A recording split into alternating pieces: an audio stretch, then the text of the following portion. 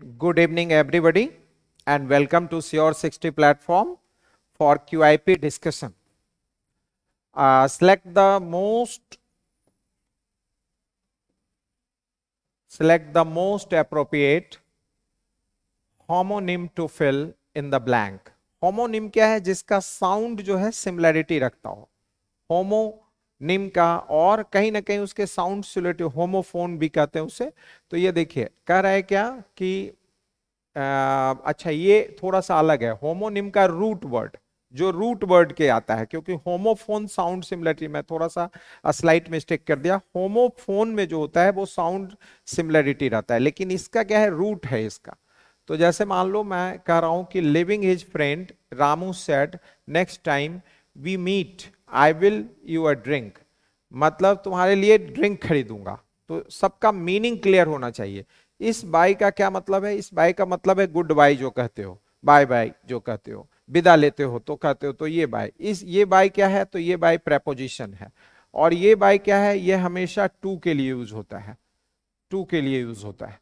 तो आप देख सकते हो कि सबको एक्सप्लेन किया मैंने कि ये क्या है, ये गुड बाय के सेंस में यूज होता है, ये क्या है, प्रेपोजिशन के तौर पे यूज होता है, और ये आपका क्या है, जहां पे हम कहते हैं बायलिंगुअल, जहां अब बायलिंगुअल मतलब द्विभाषी, तो जहां दो का अर्थ होता है वो ये करता है। और आपका यहां पे क्या आना चाहिए? इसमें आना चाहिए बाय। तो आपका आंसर ये होगा। नेक्स्ट है global warming is caused by the certain gases called green house gas in the. अब कहता है कि ग्लोबल वार्मिंग किस कारण से होता है? तो डिसइंटीग्रेशन के कारण से नहीं होता है। डिसइंटीग्रेशन का मतलब क्या है? बिखर जाना, टूट जाना। और प्रोग्रेस मीन्स आगे की ओर, ये पॉजिटिव वर्ड है तो ये भी नहीं होगा। प्रोग्रेस मीन्स आगे बढ़ना, उन्नति करना, डेवलपमेंट विकास, जिसका डेवलपमेंट हुआ। तो यहां पे आएगा एक्यूमुलेशन। क्या आएगा यहाँ पे? एक्यूमुलेशन का मतलब होता है इकट्ठा हो जाना। तो जब भी global warming caused by the accumulation of certain gases, मान लो कार्बन है, कार्बन मोनोऑक्साइड है, या और जो भी गैसेज है, साइंटिफिक स्टडीज के थ्रू जो पता चलता है कि इन सब गैसेज की वजह से ये हमारा ओजोन लेयर भी कमजोर हो रहा है और ग्लोबल वार्मिंग उससे बढ़ रही है, क्लाइमेटिक चेंज हो रहा है। तो एक्यूमुलेशन वर्ड यहाँ पे फिट बैठता है, जिसका मतलब होता है इकट्ठा होना। नेक्स्ट है select the most appropriate option that can substitute the underlined segment in the given sentence if there is no need substitute. If you heat the ice cube it will melt. तो देखो it will melt क्यों गलत है? अब इस question में कई बच्चे कंडीशनल की तरह इसे देखते हैं। ठीक है, कंडीशनल की तरह देखना है, लेकिन कंडीशनल सेंटेंसेज में बहुत सारे ऐसे कंडीशंस हैं, ऐसे शर्त हैं जहां हमें समझने की जरूरत है। मान लो कोई स्टैटिक चीज है जिसका एक स्टेबिलिटी वाला नेचर है, वो ऐसा होगा तो ऐसा होगा। मान लो मैं मेहनत करूंगा तो मैं सक्सेस पाऊंगा, तो ये प्रिडिक्टेबल नहीं है, या अनप्रिडिक्टेबल है, क्या पता मैं मेहनत करूं या ना करूं। लेकिन कुछ चीजें सर्टेन होती है, जैसे if you heat the ice cube, कहता है अगर आप आइस क्यूब को हीट करते हैं तो it melts, it will melt नहीं होगा, इट मेल्ट्स। तो आपका आंसर इसमें मेल्ट्स हो जाएगा, इसमें आपका आंसर मेल्ट हो जाएगा। तो मेल्ट्स इसका आंसर है कि यहां मेल्ट्स का प्रयोग हम करेंगे निश्चित तौर पे कि if you heat the ice cube it will melt, नहीं मेल्ट्स हो जाएगा ये। क्यों? क्योंकि ये आइस क्यूब कहीं ना कहीं स्टैटिक सेंस देता है कि उसका जो नेचर है वो बिल्कुल फर्म है, और उसको जब भी हम हीट करेंगे, क्या कह रहा है कि हीट करेंगे तो वो मेल्ट्स करता है। ये प्रेडिक्टेबल है, अनप्रेडिक्टेबल नहीं है। तो लॉजिकली जो ग्रामेटिकल लॉजिक है इस वजह से ये मेल्ट्स हुआ। और अगर इसको बच्चे कंफ्यूज कर रहे हैं तो क्यों कर रहे हैं? इसलिए वो कर रहे हैं कि भाई इधर प्रेजेंट इंडेफिनिट है तो इधर फ्यूचर आएगा। नहीं, वो फ्यूचर में नहीं होगा, ये होता है, ऐसा होता है, इसलिए यहां पे मेल्ट्स का प्रयोग करेंगे। अब नेक्स्ट क्वेश्चन देखिए, ये बहुत ही आसान क्वेश्चन है। अ ब्लेसिंग इन डिस्गाइज, जैसे हम कहते हैं ना कि डफरिन ने कांग्रेस की स्थापना की ये सोच के कि भारतीयों के बारे में हमें जानकारी मिलेगी कि कहां क्या कर रहे हैं, लेकिन वो ब्लेसिंग इन डिस्गाइज हो गया इंडिपेंडेंस के लिए। तो यहां पे ब्लेसिंग इन डिस्गाइज का मतलब है कि जो दिखा, मतलब बुरा दिखता हो कोई चीज, या लगा कि हम हार्म करेंगे लेकिन वो हमारे लिए फायदेमंद हो गया, तो ये good thing that seemed bad at first, लेकिन वो अच्छा हो गया हमारे लिए। तो ये आंसर इसका फिट बैठता है। टू ट्रेन फॉर सक्सेस नहीं होगा, और अ रेयर हैपनिंग तो हो ही नहीं सकता है। To be success, no not at all. मतलब good thing that seemed bad at first, पहली नजर में तो वो बुरा दिखता है लेकिन वो फायदा पहुंचाया। नेक्स्ट है आई wish that I will have enough support. अब यहां देखो ये कहीं ना कहीं एक कोरी कल्पना है जो फुलफिल नहीं हुआ, जो डिजायर हमारा फुलफिल नहीं होता है। जैसे हम कहते हैं ना कभी कभी कि I wish I would be a king, मतलब मेरी इच्छा थी कि मैं राजा होता लेकिन मैं राजा नहीं हूं, मैं प्रधानमंत्री होता लेकिन नहीं हूं। तो कहता है कि आई विश दैट कि I have enough support, no I had enough support, मतलब मेरे पास एनफ सपोर्ट होता है नहीं। तो ये कहीं ना कहीं अनफुलफिल्ड डिजायर की बात कर रहा है, तो उस कंडीशन में हम जनरली पास्ट को लेते हैं, तो यहां हैड का प्रयोग होगा। अब नेक्स्ट देखो, during the night the houses and tree, कहता है during the night the houses and trees along with the banks of the river were in the silvery moonlight. कहते हैं ना भाई दुधिया रोशनी से पूरा जगमगा गया है। तो यहां बाथ का मतलब है स्नान किया हुआ है। मतलब जब आप देख तो क्रिकेट ग्राउंड में जब पूरी फ्लड लाइट्स जल जाती है तो सिल्वरी मून लाइट की तरह करने लगता है, मतलब पूरा लगता है कि दुधिया लाइट बिल्कुल सिल्वर लाइट की तरह, जैसे सिल्वर का जो कलर होता है उससे जोड़ के देखा जा रहा है कि उस तरह से होता है। तो कहते हैं ना कि पूरा मैदान स्नान किया हुआ है, तो वह स्नान उसका क्या है, वो कहीं ना कहीं तुलना की जा रही है उस चीज से। तो यहां सीन का तो कोई मतलब नहीं है, लाइट के लिए देखने का सेंस नहीं, ग्लोड भी नहीं होता है। ग्लोड होता है कोई भी चीज लाइट जो ग्लो करता है, चमक देता है, और फील्ड का भी मतलब नहीं है, तो यहां वाथेड का प्रयोग होगा। अब नेक्स्ट है Gopinath exhibited his boxing skills at the world boxing championship. तो यहां पे आपको यह देखना है कि पोर्ट्रेट बिल्कुल नहीं होगा, गेव नहीं होगा। अब डिस्प्लेड और इनहिबिटेड, डिस्प्लेड, डिस्प्लेड का क्या मतलब है, डिस्प्लेड का मतलब है जो दर्शाता है, जो दिखाता है, इसलिए डिस्प्लेड आएगा। इनहिबिटेड का क्या मतलब है, रोकना। इनहिबिटेड का क्या मतलब है, रोकना, प्रिवेंट करना। तो यहां हो जाएगा कि Gopinath exhibited his boxing skills at the world boxing championship. जो एग्जिबिटेड मतलब दर्शाता है, दिखाता है। पोर्ट्रेट मतलब डिपिक्ट करना, किसी का मान लो कोई नॉवेल का कैरेक्टर है, कोई चरित्र है, तो हम कहते हैं पोर्ट्रे किया उसको, मतलब उसका डिपिक्शन किया, उसको इलस्ट्रेट किया। लेकिन यहां पे डिस्प्लेड का प्रयोग, और इनहिबिट का मतलब रोकना, प्रिवेंट करना। इनहिबिशन इसी से बना है, नाउन है, ये वर्ब था वो noun. In the village he is known for his veracity. Veracity truthfulness से रिलेटेड है, ट्रुथ है, जिसमें सच्चाई है, जिसमें ईमानदारी है। तो यहां आपको क्या पूछ रहा है, एंटोनिम पूछ रहा है, तो उल्टा जाएगा। तो देखो डिपेंडेबिलिटी तो होगा नहीं, किसी पर भरोसा करना। ऑनेस्टी इसका मीनिंग होता है, तो ऑनेस्टी भी नहीं होगा क्योंकि ये सिनोनिम हो जाएगा। स्लगिशनेस भी नहीं होगा क्योंकि स्लगिश का मतलब लेजीनेस होता है, ग्रेजुअली मतलब धीरे धीरे, धीमी गति से, स्लो डाउन के सेंस में। और डिसीट मीन्स धोखा होता है, डिसीट का मतलब ही धोखा होता है। तो आपका आंसर क्या हो जाएगा, एंटोनिम में डिसीट हो जाएगा। अब नेक्स्ट है given idiom when it rains it pours. अब कहता है भाई आप समझ सकते हो कि जब भी extremely poor weather, no, problems are part of life, no, both good and no. भाई problems seem to happen together, भाई जो है एक ही समय में मान लो दो दो समस्या आ गई, तो हम कहते हैं उसको when it rains it pours. तो यहां पे ये आंसर होगा इसका। ईडियम में आपको याद रखना पड़ेगा। अब देखिए ये क्या है, ये कहीं ना कहीं हम क्या ये इस चीज को कर रहे हैं, जंबल्ड सेंटेंसेज की बात कर रहे हैं। किसकी बात कर रहे हैं, जंबल्ड सेंटेंसेज की। तो सबसे पहले अगर स्टार्ट किया जाएगा तो यहां से पकड़ में आ रहा है, वंस अपॉन ए टाइम। आप कई बार पढ़े होंगे once upon a time there was a king, तो ये तो बहुत ही आसान हो जाता है। Once upon a time a traditional classroom consisted of 30-40 students sitting and listening to teacher lectures for a couple of hours. उसके बाद है classrooms are becoming no।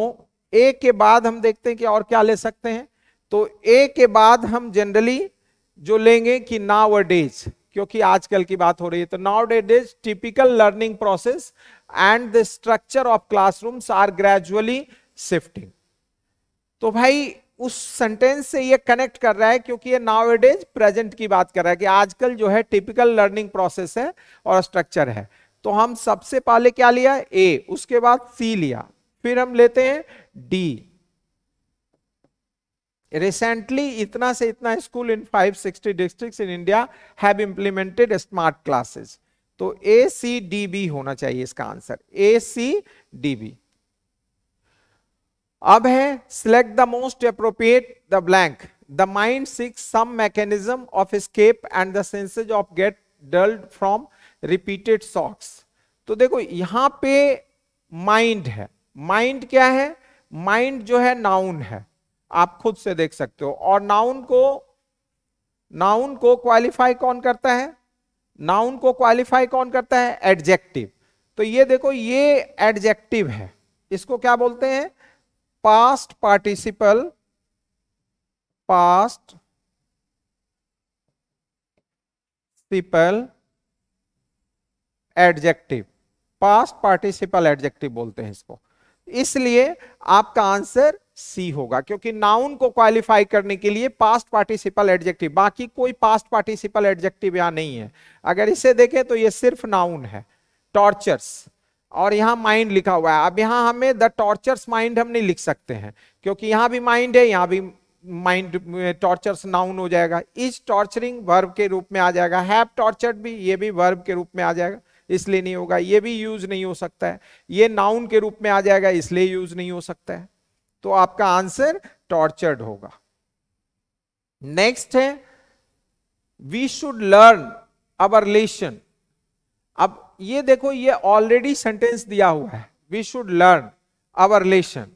तो अब इसके बाद from this history and stay away, क्या कर रहा है कि फ्रॉम दिस हिस्ट्री मतलब P, from this history and stay away, learn lesson from this history.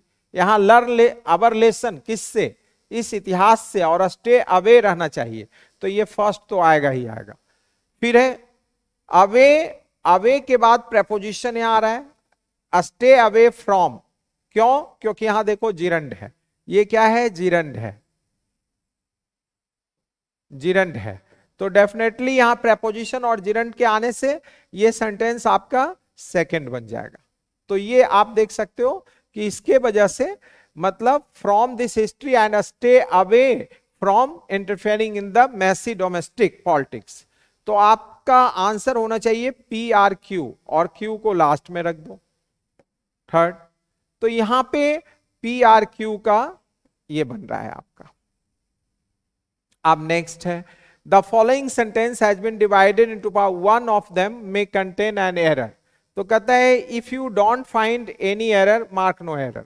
तो ये भी ध्यान रखना है कि क्या कह रहे हैं कि Tom ran across the road, Tom जो है ran across the road and almost got run on, preposition नहीं होता है, रन ओवर होता है। क्या होता है, रन ओवर। और रन ओवर का मतलब क्या होता है, क्रश, रन ओवर कुचल देना। तो जब भी कोई रोड क्रॉस कर रहा है या almost got run by A car, car के द्वारा ऑलमोस्ट वो कुचल जाता मतलब उसका। तो यहां रन ओवर का प्रयोग करना है, ऑन का प्रयोग नहीं करना है। इसलिए आपको सेंटेंस कौन सा गलत है, सी में, रन ऑन नहीं ओवर का यूज होगा। नेक्स्ट है select the most appropriate segment, no need to. Shweta writes poems in English, डच सी। अब देखो Shweta writes poems in English, ये कैसा सेंटेंस है, एफर्मेटिव। ये जो सेंटेंस है वो एफर्मेटिव है।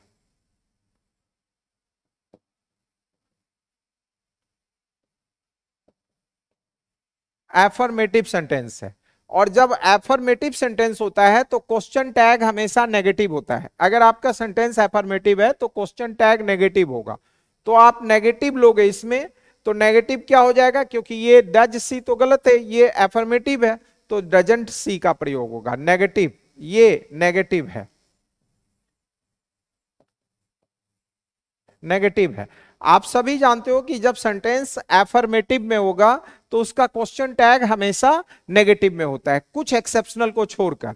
तो यहां पे क्योंकि अगर मान लो कोई नेगेटिव ही वर्ड आ गया, जैसे सेल्डम आ गया या हार्डली आ गया, तो उस केस में फिर वो पॉजिटिव हो जाता है, या फ्यू आ गया। लेकिन यहां पे सेंटेंस क्या है, पॉजिटिव, मतलब एफर्मेटिव है, तो क्वेश्चन टैग क्या होना चाहिए, नेगेटिव। अब नेक्स्ट है whales breathe blow holes well in, whales have two and toothed whales have one. देखिए ये सिंपल सा चीज है कि ये जो है सांसें कैसे लेता है, तो यहां पे इसका प्रयोग होगा। थ्रू आउट नहीं हो सकता, थ्रू आउट कहते हैं ना, थ्रू आउट द पीरियड, मतलब टिल द पीरियड, तो ये तो हो ही नहीं सकता है। बाय के द्वारा नहीं हो सकता है, बाय वे ऑफ नहीं, ये सब ये फ्रेज है। यहां है भाया, उसके माध्यम से, पहले यहां जाता है उसके बाद वो श्वसन लेता है अपना, तो इसलिए ये हो रहा है।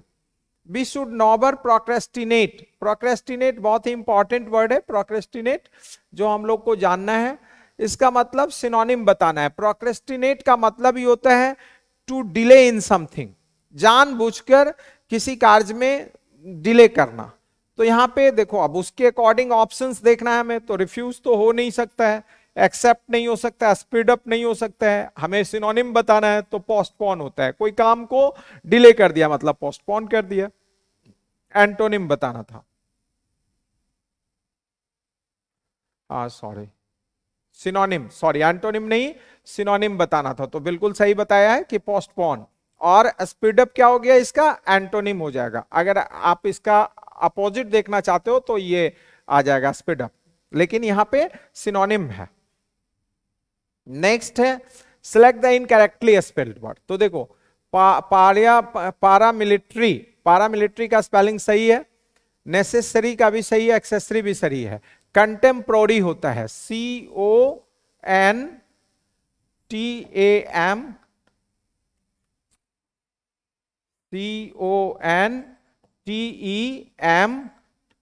प्रोरी,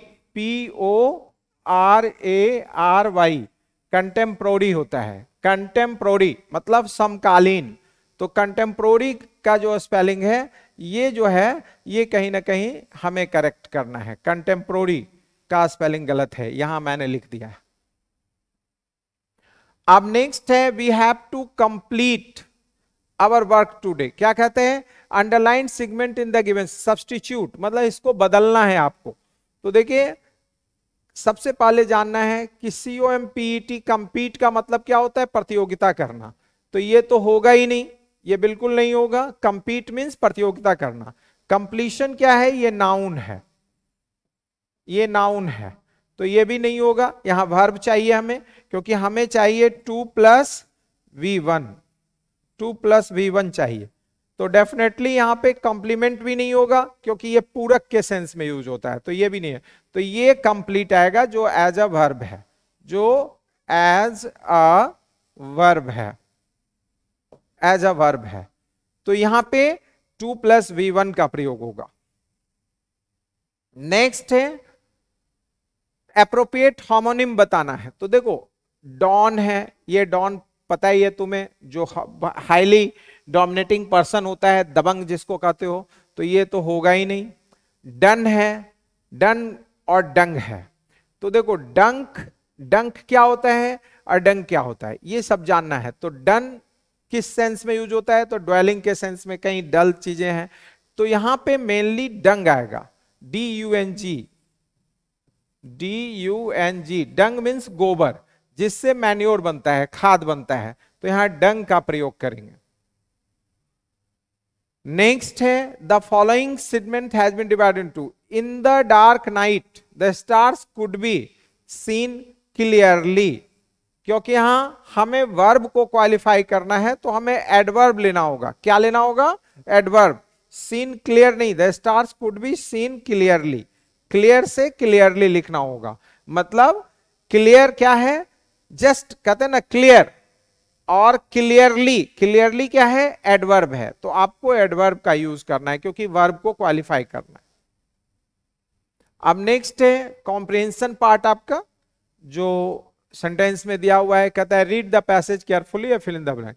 गिवन अ बेड, आपको एक बेड दिया गया, वो कैसा था, ये ऑप्शन देखते हैं। तो देखिए जो बेड है वो हॉट नहीं है, बहुत नेगेटिव वर्ड हो जाएगा। लंपी का मतलब होता है गुलथुल टाइप का, जो बहुत ही ज्यादा गुलथुल है या दब रहा है, उठ रहा है, इस तरह के सेंस में बेड के लिए यूज होता है। कोल्ड भी नहीं है तो नींद कैसे आएगी? तो ये बेड जो था वार्म था।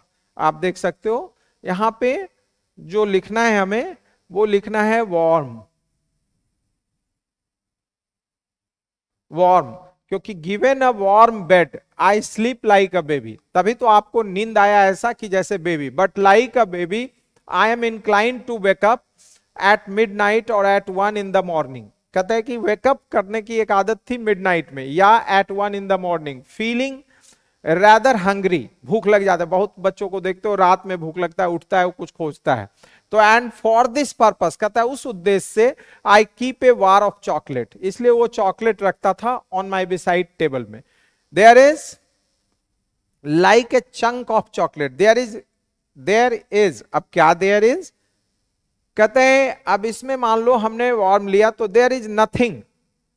भाई यहां पे ये बताया जा रहा है कि there is nothing, there is nothing like a chunk of chocolate in the midnight of night. It helps me feel that all's night with the world and I fall asleep again to dream of cricket, bats made of chocolate and rainbows made of sugar candy. You must try it sometime, those of you who find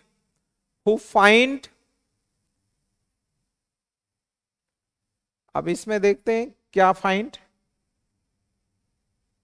nothing के बाद वाले option में क्या आएगा? Who finds difficulty, जब आपको कोई problem आता है तो उस डिफिकल्टी की बात कर रहा है।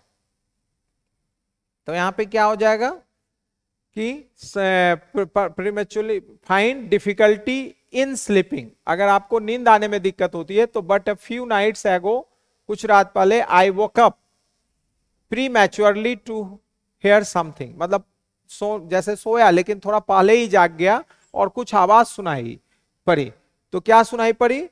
तो भाई कहीं ना कहीं हमें कटकटाने की आवाज सुनाई पड़ी, मतलब निबलिंग की आवाज सुनाई पड़ी। किसकी आवाज सुनाई पड़ी? निबलिंग का। ये सब खाने का तरीका है। निबलिंग मतलब होता है छोटे छोटे टुकड़े, जैसे चूहा हुआ कभी कुछ कतर रहा है तो हम निबलिंग कहते हैं। ईटिंग हम लोग खाते हैं। गॉबलिंग हुआ जल्दी जल्दी लपक लपक के खाना, तो वो गॉबलिंग कहलाता है। मंचिंग क्या है? बड़ा मंच कहते हो ना, बड़ा चरमरा चरमरा के बहुत ही मतलब मुंह को चला चला के खा रहे हो, तो वो मंचिंग कहलाता है। ये चॉकलेट के लिए भी यूज होता है। तो ये सब का मतलब भी समझा दिया है हमने। अब ये आंसर हुआ कि चूहा वगैरह बगल में था तो वो चॉकलेट देख के वो हल्का हल्का तोड़ने लगा और कट कट कट कट करने लगा। अब जो है नेक्स्ट हम ये देखेंगे कि इसमें और क्या बता रहा है। तो यहां पे जो आपने देखा कि यहां nibbling away on my beside table, cutter cutter, यही निबलिंग है, कटर कटर करना। और केम द ऑमिनस साउंड, एक बड़ा ही अजीबो गरीब साउंड जो अच्छा नहीं लग रहा था। आई स्विच्ड ऑन, तब उसने लाइट जलाया, और beside lamp and there sat a fat rat, एक बहुत ही फैट रैट देखा जो nibbling away at my chocolate, वो मेरे चॉकलेट पे टुकड़ों टुकुर टुकुर करके कट कट कट करके खा रहा था। नाउ आई एम जेनरस, लेकिन जेनरस था विथ मोस्ट थिंग्स के साथ। And I am happy to share my chocolates with you, लेकिन कहता है gentle reader but I draw the line at rodents, लेकिन उसने ड्रॉ किया था एक लाइन एट रॉडेंट्स पे। रॉडेंट्स बड़ा चूहा, मोटा चूहा होता है जिसकी दांतें बड़ी होती है। सो आई फ्लंग अ स्लीपर, इसलिए उसने एक चप्पल उठाया और मारा एट द रैट पे, who dodged it and took, ऐसे किया with some reluctance, and then I had to throw away the remains of the chocolate, फिर जो बाकी चॉकलेट था उसको पिकअप फॉर 5। अब इसके बाद क्या होता है? For fear, fear of catching rat fever. यहां फियर ऑफ, क्योंकि फियर यहां नाउन है और ऑफ प्रेपोजिशन है। तो देखो यहां पे आपको दिखाता हूं कि देखो यहां पे आ जाएगा फियर, और रिवल्सन का मतलब होता है डीपली, जो है डीप हैट्रेड आप कह सकते हो, फीलिंग्स इस तरह का जो बहुत ही ज्यादा नफरत किसी चीज से हो तो उसे रिवल्सन कहते हैं। डिसगस्ट आपको पता ही है, इसी का सिनोनिम है, लॉनली, अकेला है।